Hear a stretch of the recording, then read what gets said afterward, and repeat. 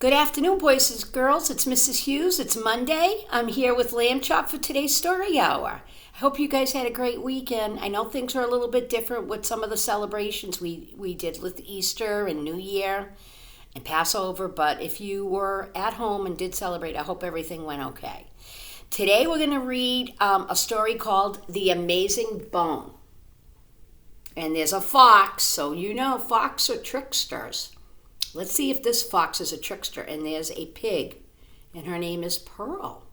And it's the same author that did Sylvester and the Magic Pebble, William Steig, and it's also a Caldecott winner. I hope you're going to like it. This guy loves it, right? Boys and girls, I love it. Ignore that lady. Remember, it's me talking. Okay, I know he has to do it at least once a week. It's okay, Lamb Chop. We still love you. All right, you sit down and listen, okay? Good job. All right, so The Amazing Bone. It was a brilliant day, and instead of going straight home from school, Pearl the pig dawdled.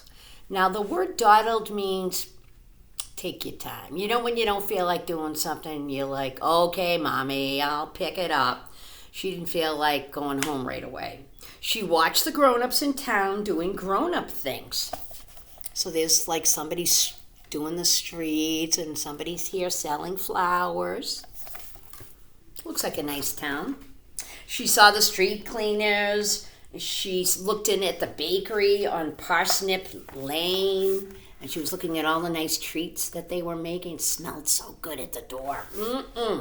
And on Cobblestone Road, she stopped at Maltese Barn, and she stood gawking at some old gaffers who were pitching horseshoes. Look at this. So she's watching some old farmers here, and they're pitching a game called horseshoes. I don't know if anybody's ever played. It's fun. You hold these things and you try to get it on the hoop. It's a great backyard game. And so here is Pearl just chilling, enjoying life. What a beautiful picture. It's just a perfect day. Later, she sat on the ground and she was looking at all the beautiful things. The sun felt great. The air touched her gently, very kind. She felt herself changing into a flower. She just felt great, a nice spring day. Her dress felt like petals. Now that's a nice thought. I love everything. Well, isn't that nice? Look at the beautiful day. And we go back to this picture. There's Pearl just happy to be alive. Me too. I hope you guys are. So do I, said a voice.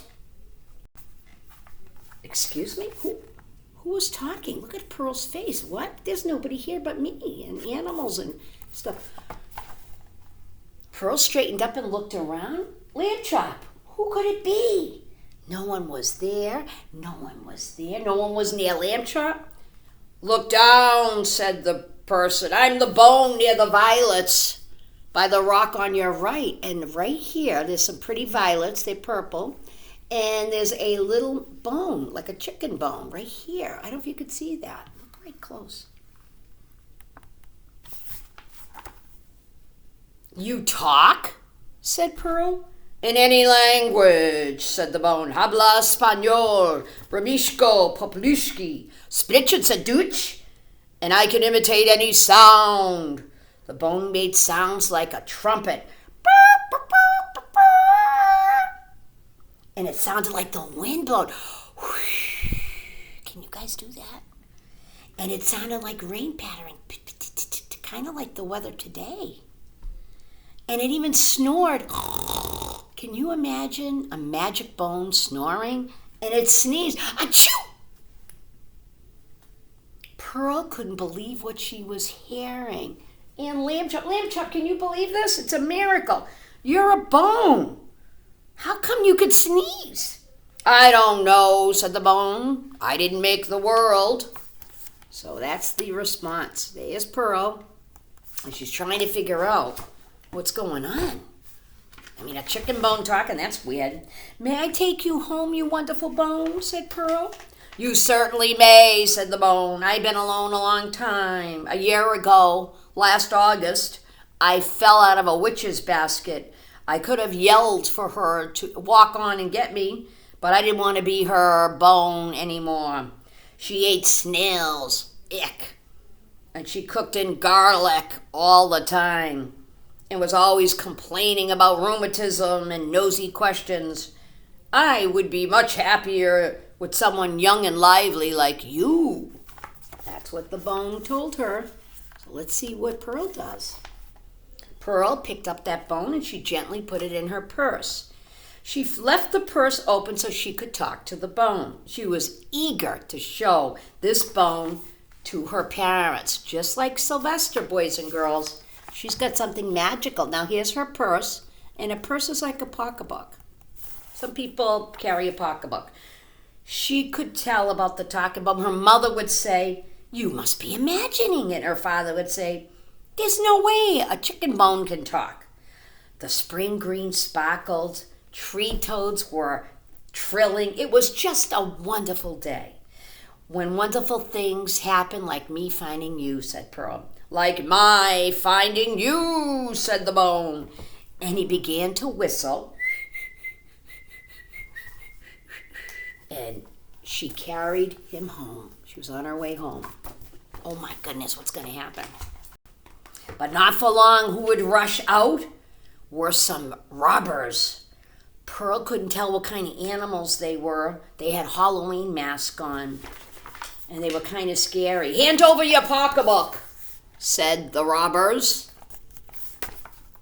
Pearl would have gladly given her her purse, but she had that magic bone in it. "You can't have my purse." "What's in it?" said the robber. And Pearl was right here, scared. Oh my goodness. "I'm in it," said the bone. And he began to hiss like a snake and roar like a lion.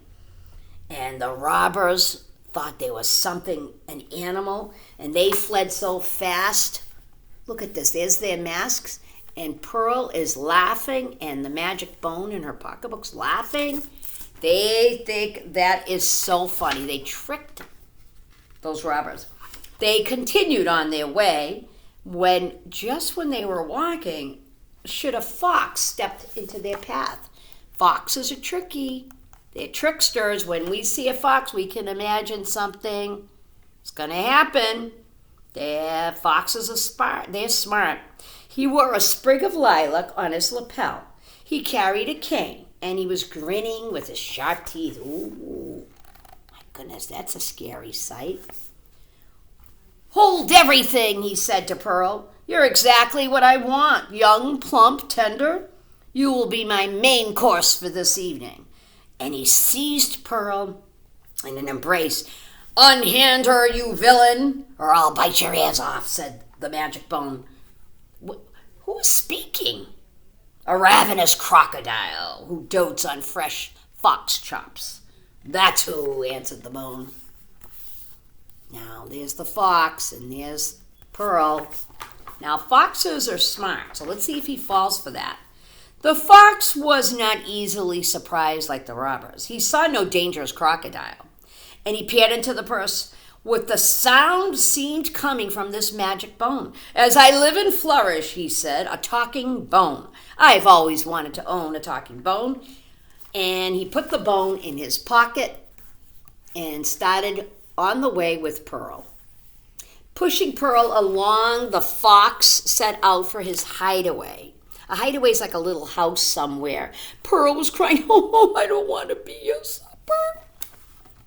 Oh, Lammy. Everything will work out, Lammy. I think everything will work out. Don't you worry." Let's see what happens. Okay, boys and girls, you liking it? When they arrived at the fox's hideaway, he shoved Pearl and her bone into an empty room. Pearl sat on the floor. "I know how you feel," said the bone. "I'm only beginning to live," said Pearl. "I don't want it to." "And I know," said the bone. So there she is in this old room, and the magic bone is in her little pocketbook. Okay, let's see what happens.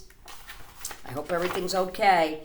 "Isn't there something we could do?" said Pearl. "I wish I could think of something, but I can't. I feel miserable." Miserable means very sad and unhappy. "What's that?" said Pearl. sounds from the kitchen. He's sharpening a knife. Oh my goodness! And he's putting wood in the stove to cook. Oh my God, I think I'm going to be his supper. I hope it won't take too long. Pearl said she could smell vinegar and oil. The fox was preparing a salad to go with his meal. Pearl hugged the bone. Please comfort me. Oh, you comfort me, Lamb Chop. Say everything will be okay, boys and girls. Yeah, it's going to be just fine. You are very dear to me, said the bone. And you're dear to me. And she could hear a key coming into the door. Be brave, said the bone. And suddenly she was being dragged into the kitchen. So here they are. And the bone's telling her to be brave because she's on her way to be in dinner. I regret having to do this, said the fox. It's nothing personal. And then all of a sudden the bone went, yabam! What was that, said the fox. Yabam skabibble! Jabreekin skabibble! De Grey! And something quite extraordinary happened. The fox grew several inches smaller. Oh my God, look at this. Look at this. Alakabam, kaboom, kaboozle. The bone continued, and miraculously, the fox got smaller and smaller. The words were making it happen from the bone. Adunis, kajubi, kajap. The fox, all of a sudden, was the size of a mouse. Look at how little he is. There's Pearl, and there's the magic bone. Scrub on it, the bone ordered. And the mouse that is the little mouse ran into a mouse's hole. Look at this, he's so little now. Oh my God, all from those words, abracadam, Costanza. I didn't know I could do magic, said the bone. Neither did I. Well, what made you say those words? Well, I wished I knew. They just came to me. I must have picked them up when I hung out with the witch. You're an amazing bone, said Pearl. And this is a day I won't ever forget. Look at this. The amazing bone with Pearl. And so she carried on the next picture Pearl, and they went down the stairs where that fox lived, and they went back home, I would imagine, right? She couldn't wait to be back home. And the last couple of pictures, it was dark when she did get home. The moment of the door, Mom and Dad were worried. Where have you been? We were frazzled. Look at that, just like Sylvester. They couldn't wait to have Pearl back. That's all that mattered. Pearl didn't know what to do at first. She held up the bone. This bone can talk. A talking bone, said her father. Why, Pearl, it's your imagination. And then her mother said, Pearl, and then the bone said, you have an exceptional daughter. Before her parents had a chance to look, they talked about the adventure that day. There's Mom and Dad, there's the magic bone, and there's Pearl. And let's see what happens. The last page, remember with Sylvester, the bone stayed on and became part of that family. It was given an honored place on a silver tray on the mantelpiece, which is part of a fireplace. Pearl always took it to bed when she retired. Retired means went to sleep. They used to talk all night, but sometimes the bone would help Pearl by singing or imitating harp music or singing something like Rock-a-bye, baby. Anyone who happened to be alone in the house always knew that they could converse with that magic bone. And they had music whenever they wanted, sometimes even when they didn't. And that's the end of this magic story. And there's Pearl with her chicken magic bone. And the end. Thumbs up? 2 thumbs up? Let's see. Lamb Chop, did you like it? Yes, I did. It was a great story. So, boys and girls and Lamb Chop, what's the message again? Obviously, families are important. And if you had everything you wanted, if you had every video game, if the virus was over, happiness comes from here. So it's up to you to make yourself be happy. So remember that your happiness is because of where you are and you're with your family. Love you guys. Have a great day. See you tomorrow. Adios, amigos. Kisses from Lammy. Take care. Bye-bye.